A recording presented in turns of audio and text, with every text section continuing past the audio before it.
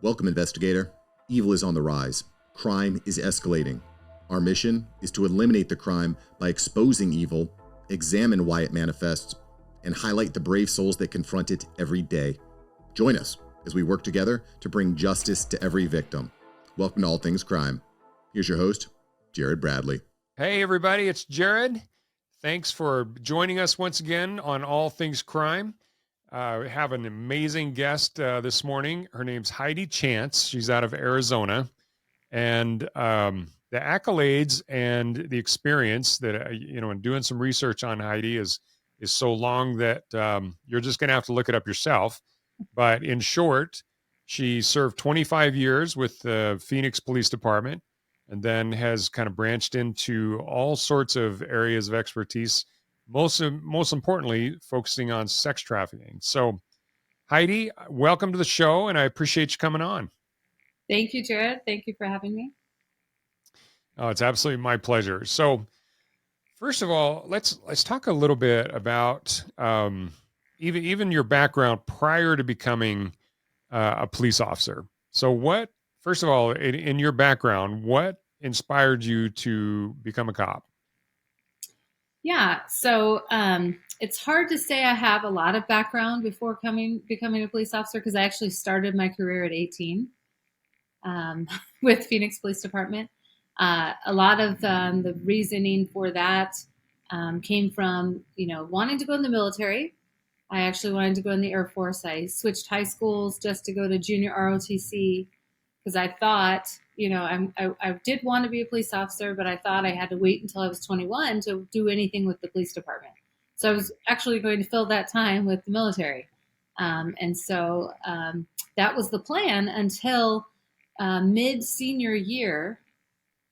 Phoenix Police Department created a cadet trainee program and created positions, paid positions. I started off making $9.48 an hour working for the police department in 1996 at 18. And it was a pilot program. They still have it to this day, although I'm not sure that it's compensated. But it was originally 5 of us, and I was badge number 2 and the first female they've ever had. Oh, nice. Just paving the way from day one right here. So Yes. It's awesome. Yeah. I've known a number of people in the Phoenix area that are police, and just I've just really been impressed with most of the people that I've met out of Arizona. That just a great number of people down there. So too hot for me though. Can't imagine being in full vest and all the gear you packed around. Imagine the air conditioning in your squad car was pretty nice once in a while, right? Yeah, we leave the cars on and we look for shade everywhere. Well, that's awesome. So at what point in your career did you start to focusing on, the sex crimes?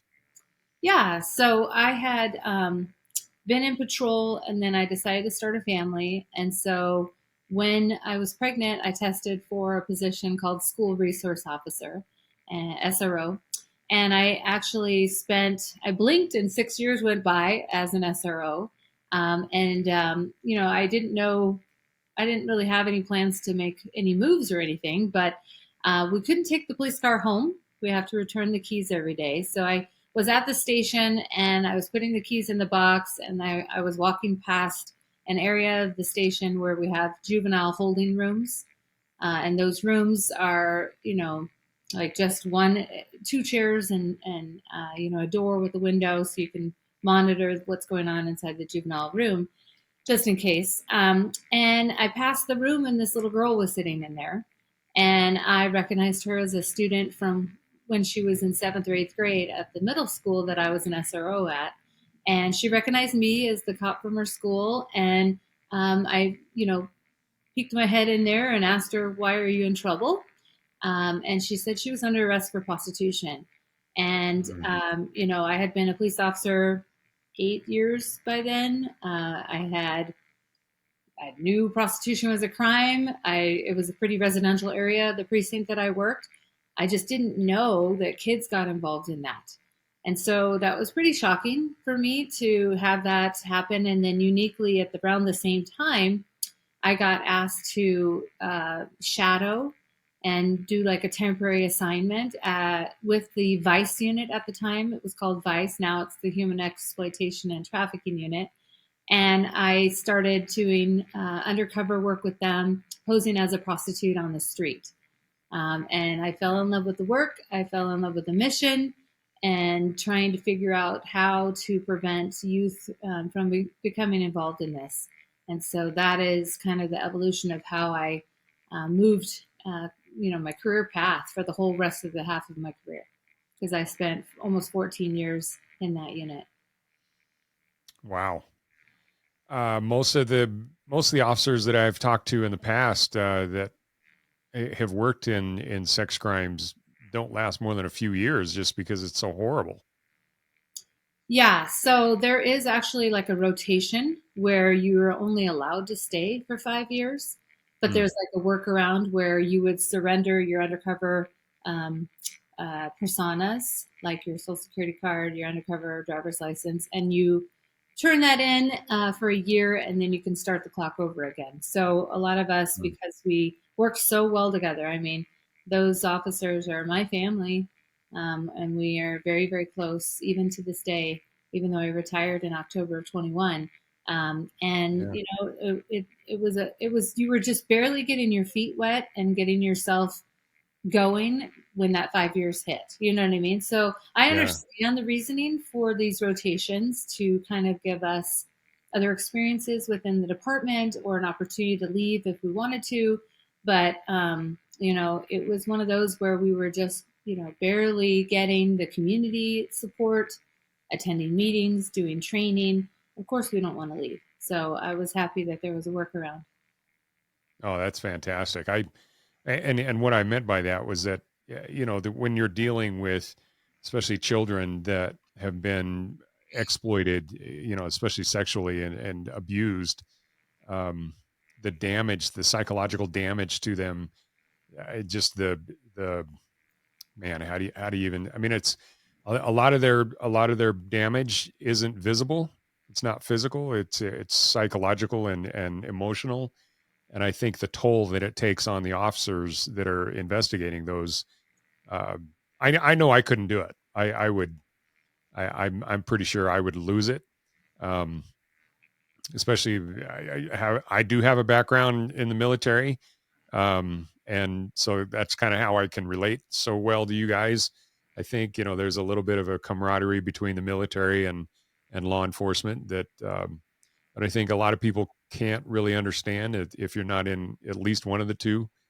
But to me, I just the anger and the fury that I experience just in seeing some of these poor kids that have been abused in such a horrific way. Uh, is there something that you would do as far as a personal exercise in order to get yourself ready for the day for those kind of things? Well, I mean, I think that I've been blessed with a lot of strength from God because, it is definitely difficult, especially as a female, to not get emotional when you hear another female describing the awful things that happened to her and that she had to go through. It isn't where I could ever avoid getting emotional because, those things definitely happened. But I definitely think that I was put in the right place to be doing what I'm doing. My dad said the name Heidi means warrior and Mm.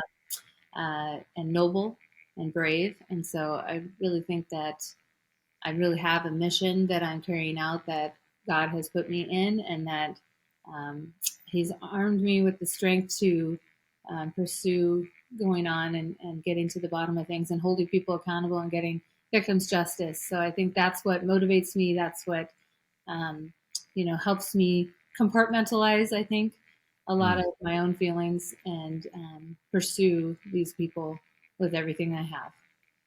Oh, that's fantastic. I like I said, I as soon as I was reading about that, I knew you were special. So Thanks. um, I hope you'll take some of those accolades because I'm and praise really because it seriously it takes a special type of person to be able to do that at all, let alone for 14 years. Holy cow, that's amazing. And you know what? I'd like to emphasize this a little more for some of my listeners uh, that may not fully understand some of the things that people in the law enforcement that work sex crimes.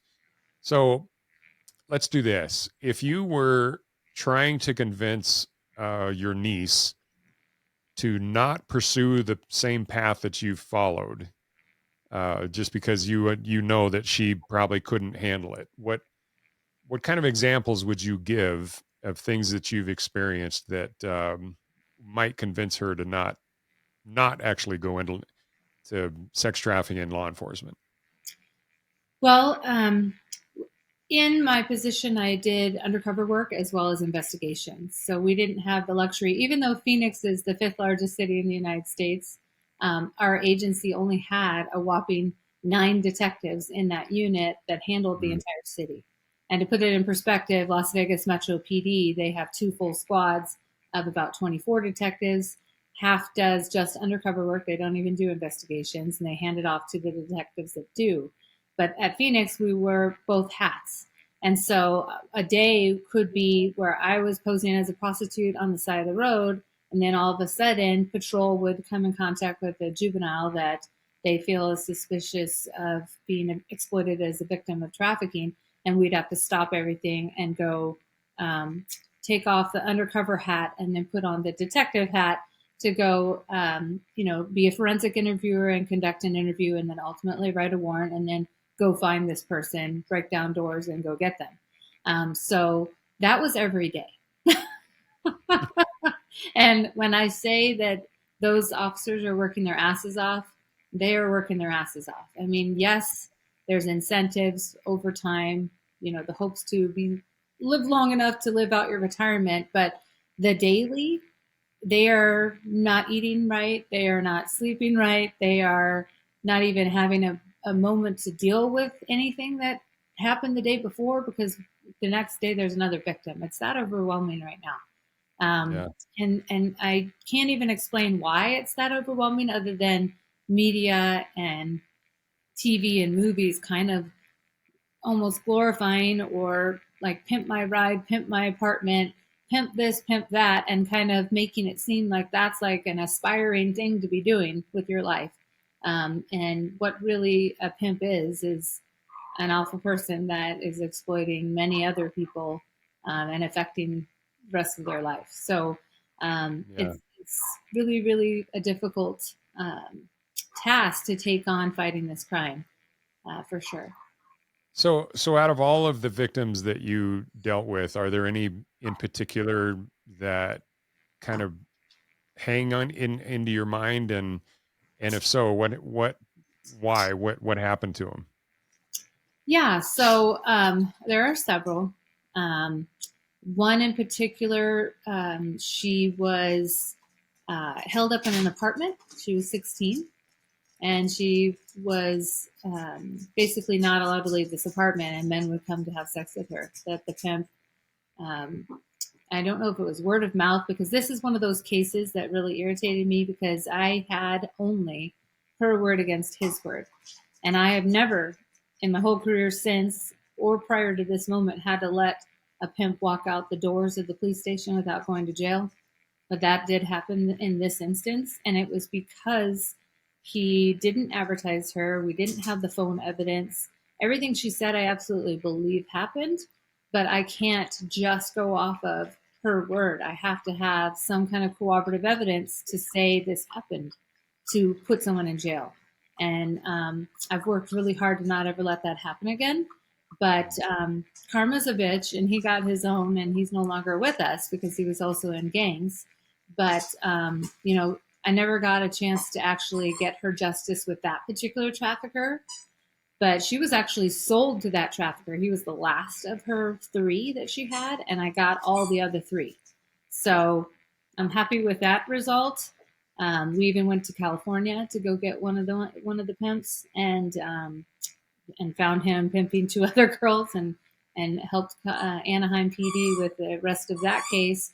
But it definitely it's difficult when that is not a win in my book, because I would have rather have gotten all four of them. So she was, you said she was sold? Yes, which is also something that goes on here that people don't realize. Oh, that's horrible. Yeah. And at a 16, she was basically in a hotel room just waiting for the next guy to show up. Yeah. So what happened originally with the original three pimps and the one that really trafficked her initially is she was at a party. That's how this happened. She was at a party and she went with them to go get more beer and never came back. And they took her to a hotel. They got her high on weed and alcohol, and all three of them had sex with her. And then they talked about this, what we're going to be doing now. It really wasn't a choice. She was taken from the neighborhood that she knew, and this was at 15, by the way, when she first got into sex trafficking. And she was removed from the familiar area. So when you're taken from where you know and you go to another place, you don't know where to go, to leave, to call. Does anybody remember phone numbers anymore right now? Because they're all programmed in the phone. But what if your phone's taken away from you? And it was also compounded a problem where her mom wasn't really responsible for her. She was kind of doing her own thing. And so this is why this 15-year-old is allowed to go to a party that she shouldn't have been at with adults in the first place, and no father figure. And so this is what happened. And in being with these other individuals initially for the first several months, that's when she was sold ultimately to this last pimp that I had to let walk out the door. So this girl, did she have any kind of an estimate of how long she was there, or how many times she was abused? Yeah, so this went on her entire year of being 15 and into 16. So uniquely, and I don't normally talk about this, but after I resolved her case and my partner and I got those three pimps, we were done. I mean, she was no longer, we had no more responsibility for her. Her mother ended up signing over her rights to her to Department of Child Safety, CPS. And so she was living in a group home. And this girl is beautiful, like stunning, like she's half black, half white. She's beautiful. She is also musically talented. She can play the piano by ear, and sings as well. So like she could be the next Alicia Keys in my mind. And I just had a connection with her. And so I was talking to my partner at the time, and we were driving up to northern Arizona to go interview a victim of another case. And he was like, "You should adopt her," and he suggested it. And I thought about it. I'm like, "Do you really think? I wonder what that process is like." And so I came home and I talked to my husband about all of that, and we actually went through all the classes to become foster parents specifically for her. And people don't, like, all these people in these foster parenting classes wanted babies. Like, they didn't want a teenager, but I wanted her to give her a different life and a different path to go on. And so we ended up bringing her into our home. She lived with us for 9 months. When I picked her up from the group home, the girls were jealous that she got to go home with a family, and they poured bleach all over her clothes. And they gave me her clothes in garbage bags, by the way, from the group home. So I ended up replacing her entire wardrobe, and we made a room for her. And so one of the visits, when she came to visit us before we actually signed the papers and got her, we painted the room with her and made it all her own and decorated it and everything. I mean, this was all in on trying to give her a better life. And it was one of those where the first week I caught her with marijuana. So, And I know, and I told her, you don't see me in uniform because I'm undercover, but I am still a police officer, and you cannot have drugs in my house. My son was 10 at the time, and he was in the room next door to her. And so I drove her to this place called Task, which is basically if you use drugs, they test you. And I said, do we need to go inside, or do we have an understanding that we'll never have this problem again? And, I wanted to believe her. And so I gave her a chance, and we never had the problem up until a few months later when she was bebopping up the stairs and a little baggie of a white powdery substance fell out of her shorts.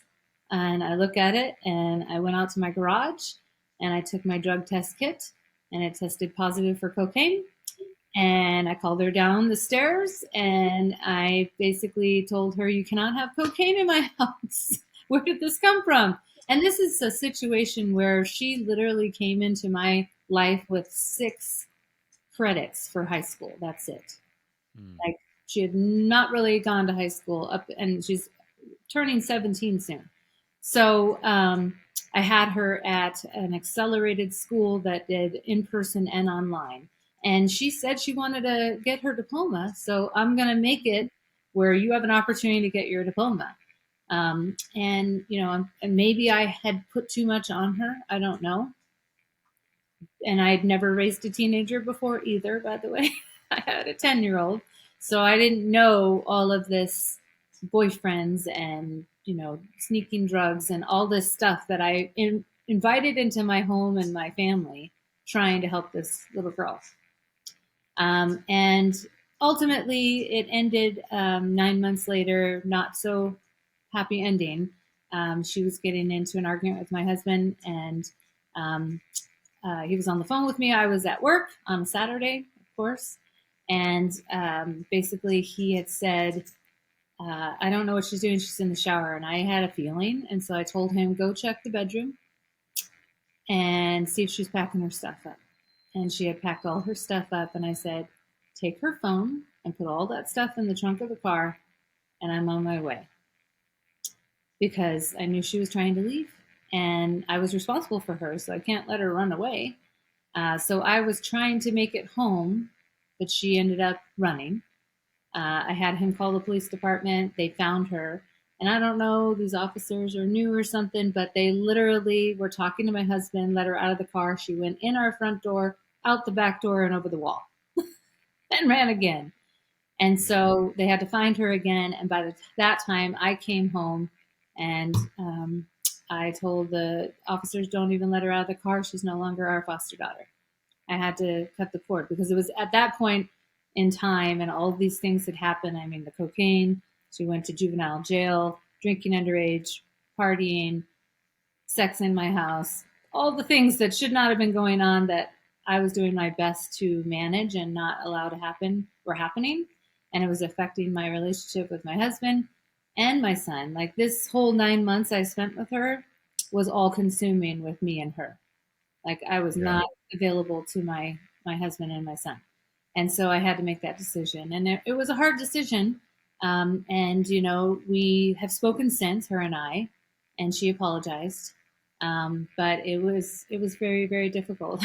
So I went above and beyond trying to, help one of my victims. And I'm glad I did, because I learned a lot. I learned a lot about what happens to victims after, which I don't think people talk about or realize either, that just because we got the guy in custody or we even went to trial and they're in prison doesn't mean anything stopped. The trauma and the things that happen to these victims, none of that stops. So, it was an experience. Well, yeah, God bless you for trying to do whatever you could. And we actually have my 3 boys are all from foster care, and so I kind of relate with what you're saying. I mean, they were the twins were 2.5, and the youngest was just about 1 when we got the 3. They're brothers, and the trauma that they had experienced even at 2.5 was, most of it was just neglect. There wasn't like much physical abuse or anything like that, but they had been kind of emotionally and uh, I guess emotionally abused because of the, just like I said, the neglect, um, and so the trauma that they had experienced at 2.5 was nothing compared to this poor girl at 17, Yeah. where she's been Raped. pimped out basically and hooked on drugs. And yeah, I can't. It's like I said, I don't think most people that listen to especially true crime podcasts and um, it's kind of the rush of it, trying to hear about some of the trauma that other people have gone through and but not being able to really relate to it. I think is one of the appeals of it. But it's one of those that I think it's our job to make it real for them Yeah. and help them understand that there are people out there that are suffering at levels that most of us just can't even comprehend. And this girl that you're describing, I'm sure is just one of hundreds that you've seen. And but it's all the biggest part that I, and tell me what you think about this, but in my opinion, I think the sexual trauma and the abuse and especially for children, younger children like 12 and under that experience these kind of things. To me, I think that is more damaging to society as a whole than even a homicide. What, eh, does that make sense, or do you agree with that? So when I travel around speaking, because that's some of what I do now, and I talk to the public, and I tell them about serving as a juror, and I talk about how it's a really big responsibility to put someone in prison for the rest of their life. I understand that, but it's also a really big deal that these victims have to live with what happened to them for the rest of their life. And so I impress upon them a lot about how important it is for a jury to understand the dynamics of trafficking, especially because I'm going to come in and I'm going to testify, number one, that this person may have been committing a crime of prostitution. But I need this jury to see them as a victim. And then my next sentence might be that they were observed freely walking down the side of the road with a phone in their hand. But I need that jury to see them as trapped and not free to leave. And having a jury wrap their head around that is extremely important to me because that's the only way we get these people held accountable. So community education, public awareness about all the ins and outs of this crime is part of why I do these interviews on podcasts, because I want public to think twice when they serve as a juror. Yeah, that's really important. I mean, it's they're making literally life altering decisions, and it's a big responsibility. And I think our system is designed exactly for that. But um, when you are working with some of these victims, um, is there a step by step process, or is it kind of unique to every single one that you are working with? I would say that obviously securing evidence is the most important part. So if a victim were to come forward and let's say they were, found by patrol and they talked to patrol about this hotel that they had been staying in and that's where some of their property is, immediately two things have to happen. We need to get this victim safe into a place where we can interview them and get to all of the nitty gritty of what's been going on. And two, we need to secure the scene because I've had traffickers see that a girl got arrested by the uniform and the cops in the police car and very visual. They know the gig is up, she might snitch. And their immediate response to that is to go destroy evidence. So getting someone to stand by, secure that scene, because there could be DNA there could be a phone there could be a computer, there could be prostitution ads, there could be all kinds of evidence, and another victim who might also be a child. So having that all happen simultaneously is like step number one. And then obviously number two is in doing a forensic interview, taking account, that this victim has been through all of this trauma and not re-victimizing them with my questions, and treating them, appropriately with a trauma-informed victim interview is the next goal. And you need forensic interviewers to do that. And that's something that we are all forensic interviewers, so we do our own interviews. I know a lot of police agencies have someone else come in. I sometimes think, there's two sides to all of that. I have rapport with this victim right now, so I feel like I would get more out of this interview with them because I've been the detective that they've seen doing all this stuff the whole time that we've had contact with law enforcement. So I feel like that is, instead of interrupting that flow and rapport and bringing in someone new, some stranger from, the forensic interviewing location to come in. And, I don't know. I mean, sometimes you can see it both ways, that person might have, a better ability to come in as a stranger. They might see me as, she's going to go arrest my pimp, and I kind of have feelings for my pimp still, so then they'd see me as a bad guy. So there's two sides to this whole thing, but I think I've been pretty successful with a lot of the interviews I've done, and holding these people accountable and doing it all, the whole thing, the warrant, the locating evidence, the interview, all of it. Yeah. You said something just now, feelings for the pimp. Oh yeah. Is that, I mean, to me, that would almost have to be like Stockholm syndrome. Yeah. So that's part of why it's so difficult to get victims to come forward and talk about this in the first place. Mm-hmm. So, in investigating these trafficking crimes, sex trafficking specifically, we have to prove force, fraud, or coercion. And the force is pretty self-explanatory. That's a violent incident, visible sign of injury, something you can see. The fraud and the coercion are harder to explain and harder for anyone to wrap their head around. But the fraud, that's part of that whole false promises, the victims thinking they're in a relationship with this person, the manipulation of this pimp telling them that they care for them, that they love them, that, all of the manipulation is that fraud. And then the coercion are the threats. And that is also real to victims. In addition to, in one sentence saying, I love my pimp, I'm still in love with my pimp, I'm not sure I want them to be in trouble, they're also thinking about all the times that this pimp said, if you snitch, this, and this is going to happen to you. Because that is the threats. And those threats are very real to victims. I coined the phrase, a pimp is the most reliable person you'll ever meet. If they say they're going to beat you up, they are going to beat you up. And I tell the public that because I want them to know that's one of the only reasons why these victims are in this situation, staying in this situation, because they believe the outcome of these threats.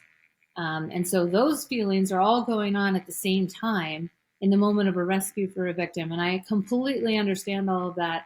And a lot of it comes from not only the experience I have investigating these crimes and doing hundreds of interviews over the years, but as a female undercover, I have been recruited and groomed by a pimp as well. Multiple. Over social media, in hotel rooms, and out on the street when I'm posing as a prostitute. And I know all the things that they say. I know all the tactics that they use.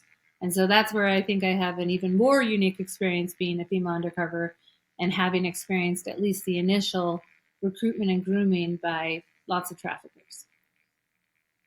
So of all the officers that are involved, especially in investigating these kind of crimes, I would think that the females would be a lot more effective, especially in interviewing like a victim than a male would, especially because I'm sure 99% of the time that these victims are actually victimized, it's by men.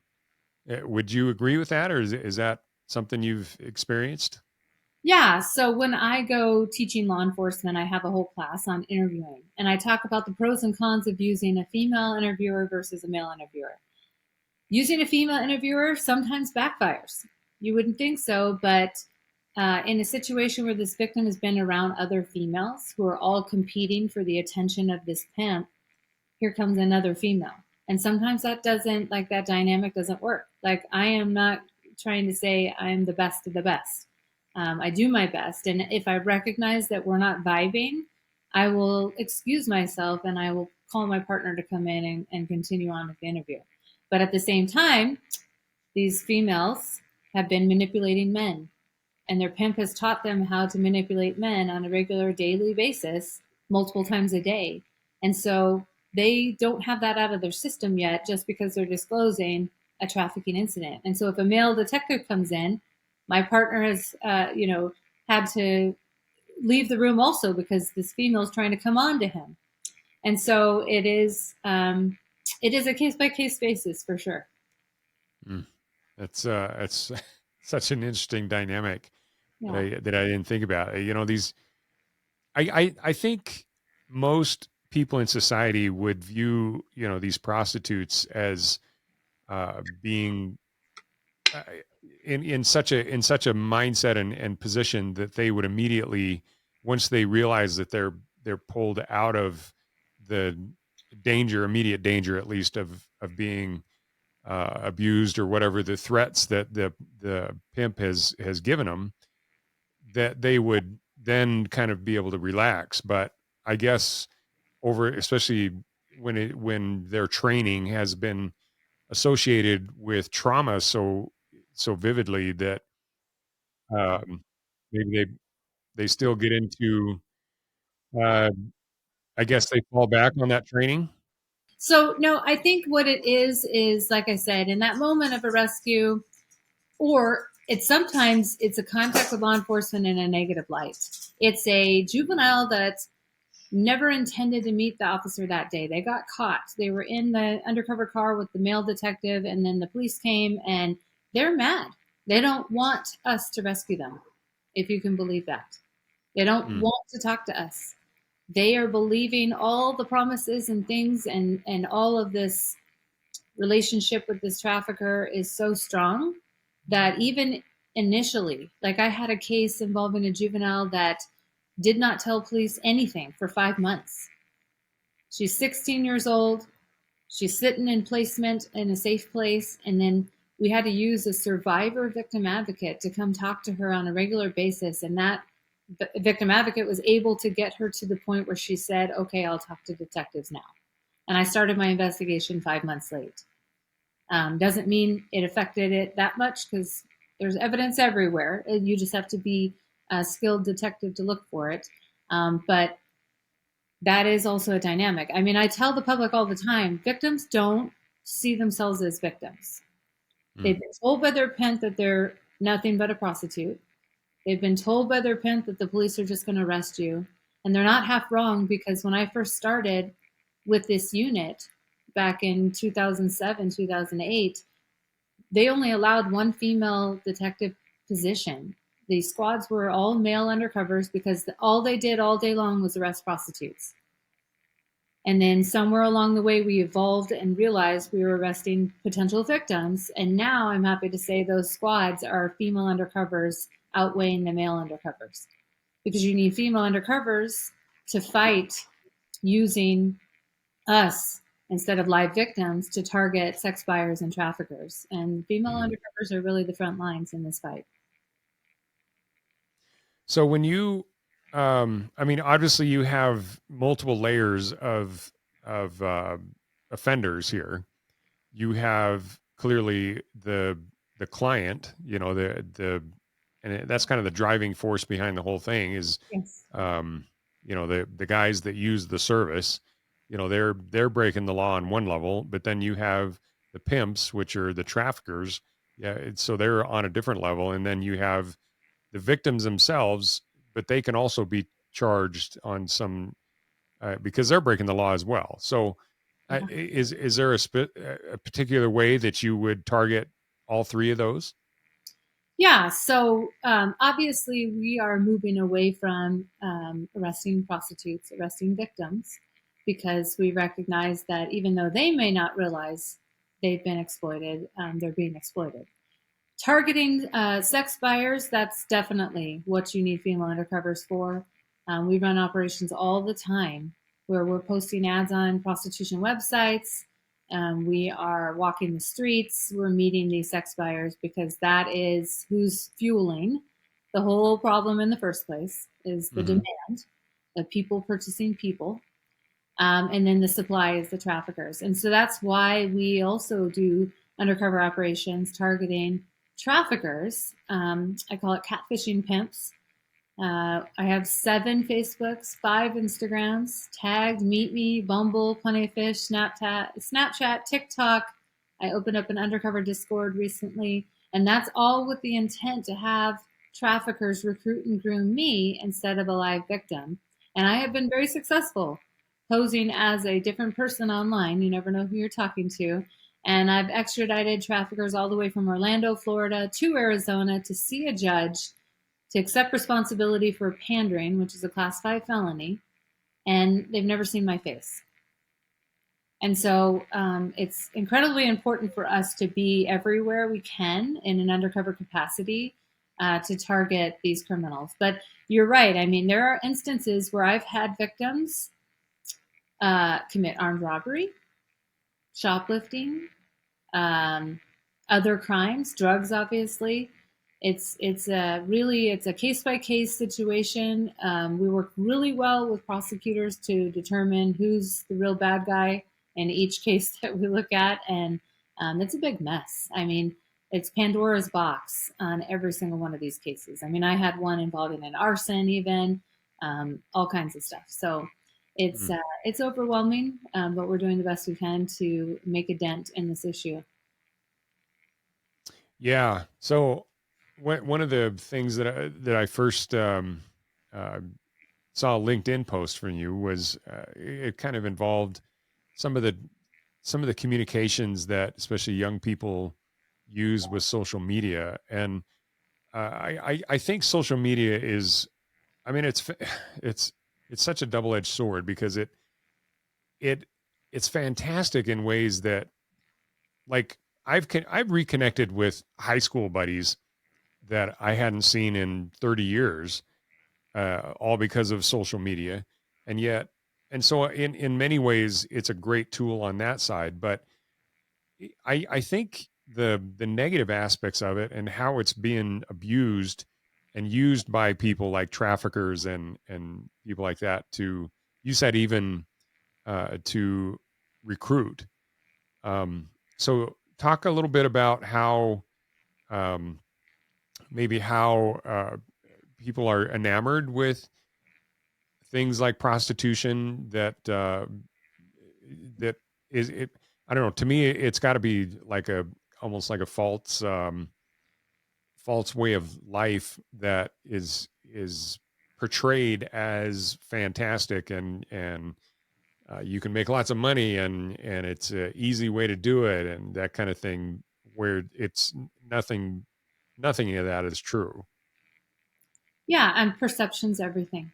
And so traffickers are very good at making their social media appear like they're traveling, that they're having expensive dinners, that they're shopping, at Gucci and Louis Vuitton and all these expensive places, and that they have fancy cars and they're living this amazing life. And all of that is to back up what they say, even though it might be where they were in Las Vegas and they saw a Maserati and they took a picture standing next to it and acted like it was theirs and it's not their car. But that's all with the intent to, when they are talking to a person that they're targeting, especially a juvenile, they know that it's only natural for people to peruse their profile and see all the things they posted in the past and their photos and things. And, when you're saying, I'm going to take you to Vegas, I'm going to do all these things, and they see that, it backs it up. So that's all intentional to have, these victims believe the hype, basically. And Mm-hmm. when using social media, I also tell the public, these guys don't have a real job. They do not go to work. Their only job is to maintain the victims they have right now and look for new ones. And so they are constantly recruiting. And that Mm-hmm. recruitment is not just them. And this is another dynamic that isn't talked about a lot, but a lot of times they will use their own victims to also recruit. And so it's going to be another female to another female, um, introducing this idea and talking up this amazing life as well. But they can sit on social media, if you think about it, in the car or in the hotel while managing the girls that are working right now and send out these messages, hundreds of them every day, all over the United States, by the way. When I talk about that guy from Orlando, I'm all the way in Arizona. But the way that I know that this is happening is because I did a search warrant for our conversation, because that's my evidence.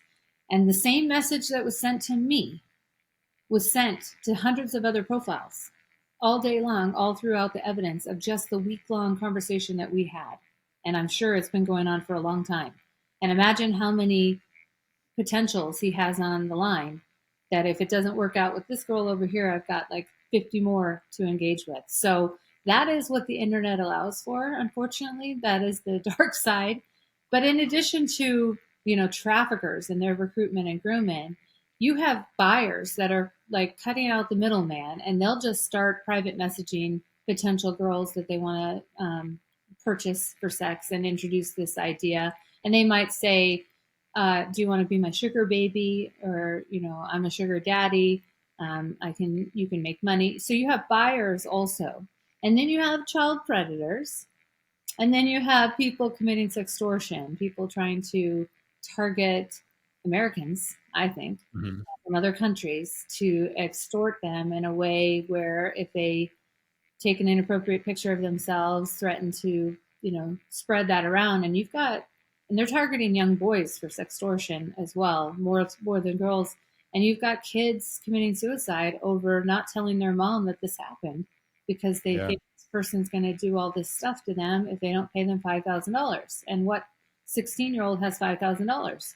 So there's so much going on because of the internet and social media and these games and all these platforms that we have never had before.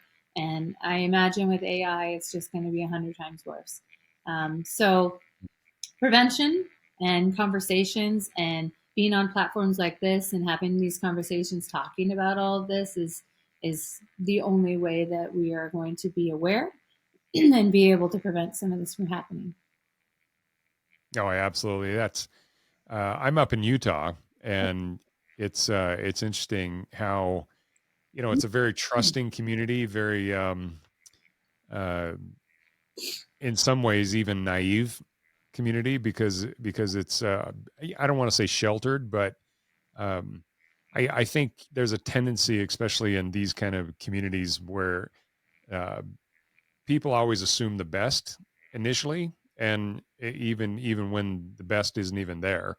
And there was a number of articles in the KSL News is one of the big ones up here, and they talked about that sextortion and how kids were just kind of being approached by a profile or somebody that they thought was their age and young and 13 or something, 14 years old, something like that, saying, "Hey, you're really cute. Why don't you send me a picture of you without your shirt on?" And it just kind of starts slowly, but then eventually it's like, yeah, like you said, it reaches the point where you've sent something that's explicit, and uh, then they come back and they actually start saying, if you don't send us $200, I'm going to send this to your parents. And then it just escalates from there. And pretty soon you're in such a horrible position with this kid that, like you said, suicide, or, they're so embarrassed. They'll do anything to get this picture to not show up. And, I'm, after I actually did a episode on that, and it kind of made me realize that I don't know that social media, because of it's so isolating, and at the same time it takes away a lot of the communication skills that we developed when we were kids, because we didn't have any other way to communicate other than, you either picked up the phone or you went over to a friend's house and you were hanging out, with them face to face. And I'm not sure that social media hasn't made our kids more naive and dumb sometimes. Like, I have teenagers now, and sometimes I look at them, I'm like, what in the world were you thinking? What's your experience with that? Yeah. Well, I think because we've illuminated all of the problems that social media causes. And as far as my own experience in law enforcement, we are running around like chickens with their head cut off, trying to just take every report and get every predator that we can. And it's very overwhelming. So my experience is I'm tired of sitting on couches with parents hearing about this happening. Not tired like I don't want to do them justice and do my job or anything, but this never should have happened. And there's things that we can do to make that not happen. Uniquely, you said you're from Utah. I actually just partnered with a company. It's called Kovo Home, Kovo, and they have created a firewall device. Like, I don't know anything about computers. And you can create your own firewall if you are savvy enough to do that. But their firewall device, I have it in the car. I meant to bring it out, but I have a picture of all the stuff included on it. But this is what it looks like. And you plug it into your internet, and you can name all the devices connected to it. And parents can control the time that the internet is used on that device and shut it off through an app on their phone. They can control websites that are visited. You can block YouTube if you want. You can block Snapchat. You can block Discord. You can block pornography, harmful websites. And then they have AI technology that they're developing.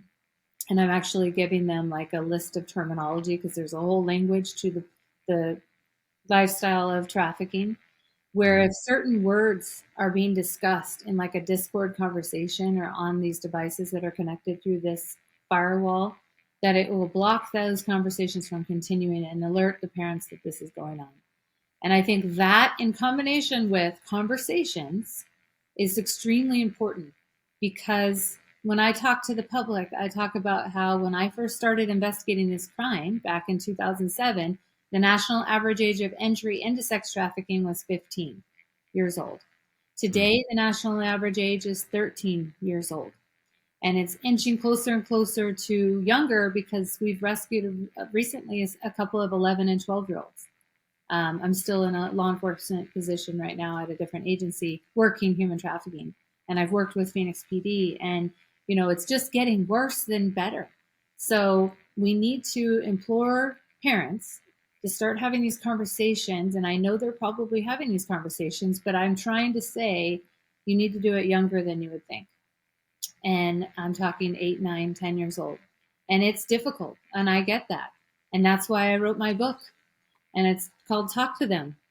And it's literally a how-to guide on having this difficult conversation with your kids about not only sex trafficking, but sextortion, child predators, all the things going on in these platforms, the games, all of that. And I'm hoping that in having these conversations, children will start self-policing themselves, because mom told them, not if, but when this happens, someone's going to ask you personal information about yourself.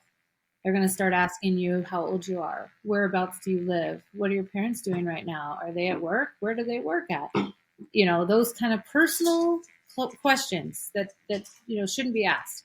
And then that person's going to test your vulnerabilities and your boundaries in asking you, have you ever been kissed before?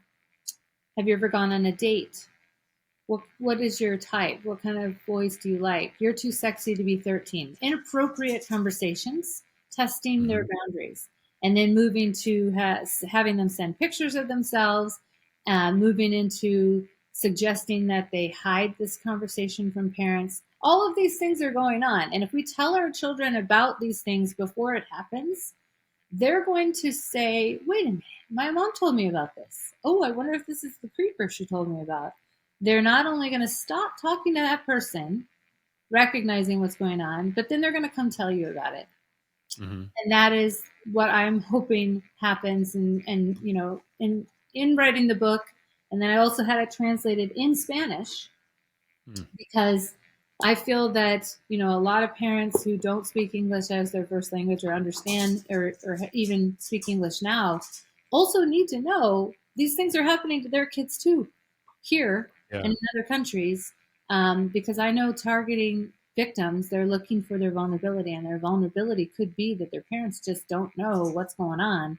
And it's super easy to target a kid where their parents don't speak English. So super important to me because I would rather have this not happen to someone in the first place. Oh, absolutely. That's I'm glad you brought that up because Yeah. I saw that book, a month ago, and I was like, man, that's got to be especially written with your expertise and background. And I'm sure that's a lot of that is based on the conversations that you've had with some of these kids that probably grew up in decent homes and were just um, allowed, I guess, to just kind of be a free bird, and next thing they know, they're in trouble. And I think that happens way more than people want to admit, where there's a relatively decent home, even a middle class home, and all of these victims aren't just kids that are from the poverty. Yeah. Mm-hmm. There's demographics all across the board where these kids are vulnerable because they're starving for attention. They want to make friends that they normally can't, and there's just all sorts of, like you said, the manipulation that these people are experts at it, and it's absolutely amazing. Yeah, I'm sure you've seen conversations. You're just over a period of however long they are of grooming them, but um, yeah. Any parent that's out there that thinks that their kid is not being groomed by somebody that they're connected with on social media, it's just crazily naive. Yeah. Yeah. And it's one of those things where I have parents ask me all the time, at what age should I give my kid a phone? And I want to say 16. But I know that, kids are bullied. Like I had a parent just yesterday come up to me with her daughter who's 10, and, she doesn't have a phone yet, but she wants one real bad. And she's trying to talk mom into giving it to her because all the other kids have a phone in the class. And, I told mom about two companies that I would suggest: Bark Technologies or Gab, GABB, Gab Wireless. They have phones that look like a smartphone. If the whole intent is to give them a phone because, number one, they're getting bullied, or number two, they arrive home before you do from work and they need to, just in case they walk in and the house is being burglarized, they need to be able to call the police. Mhm. Get them a phone like that doesn't have the internet on it at all, because that is what's really the enemy here is the internet and the apps and those things. But also, I also realized there's school computers that go home. And at the school has their IT department, they have their firewalls, all of that's protected. But this one parent in this audience said that they caught their kid on the school computer on Roblox, and they thought that the firewalls extended into their house. And that's why I'm trying to push this idea that you need to protect your home with the firewall device that Kovo came up with, because that is true. The IT department doesn't work when it's plugged into your internet at home. So all of Mhm. those things, those blocking mechanisms that the school has, those don't exist when that computer is at your home and your home internet. So you need to do stuff at home to block things from your children having access on that computer that goes to school and back. And that is something I didn't even think about until I heard this parent talk about that yesterday. And that's all the more reason why I suggest that parents get a firewall device for their house. Yeah, it's crazy. Yeah, I mean, I've heard of even kids. Some kids are just so technology savvy that they can literally create a second phone on their current device, and it's almost like flipping a screen, where they can go from one phone to the next and just Yeah. be able to access all. It kind of bypasses a lot of the um, apps and things that you put on it. So I don't know. It's insane. It is. And I think a lot of folks our age that didn't grow up with this kind of technology, we can actually remember days when the best technology you had was a 10-speed bike. And, Yes. but nowadays it's so ingrained into everybody's life that, their understanding of it and acceptance of it is just, it's just something that we have trouble relating with. Yes, absolutely. Well, Heidi, this has been just absolutely terrifying and fascinating at the same time. So, as a parent of teenagers, I'm like thinking, man, I'm wondering what kind of I need to go talk to my wife and make sure the controls are in place, which I know they are, but yeah, maybe we need to beef those up a little bit more. Um, so I would love to get links to all of the technology that you're talking about, and especially your book. Can you hold your book up one more time? And Yeah, both of them. yeah, so the book is Talk to Them, and everybody needs to go out and order that, especially if you have kids or you're thinking about kids or you are related to any kids or your siblings have kids or there's kids in your neighborhood. You probably ought to go get that book and read it. So, but Heidi, I appreciate you coming on and sharing your insights. And um, yeah, it's just a different world that we live in. And so we got to get educated on it and stay up on it. So, Yeah, I just want to offer one more resource. So I have my website, achanceforawareness.com, and on there I have a empowering conversations worksheet, kind of like a summary of the book, but also for like a free guide. I have a sex trafficking indicators list, which basically helps you if you know someone that's, possibly being trafficked, identify some of the signs, and then that way you can take action to help get them help or report. And then I have a decoding emojis resource, because a lot of times in these conversations there's either acronyms or codes with emojis where they mean certain things, and having like a glossary, a real quick reference guide, I've put together there. And then I'm also on social media. We met on LinkedIn. I'm very active on LinkedIn, and then Instagram and Facebook.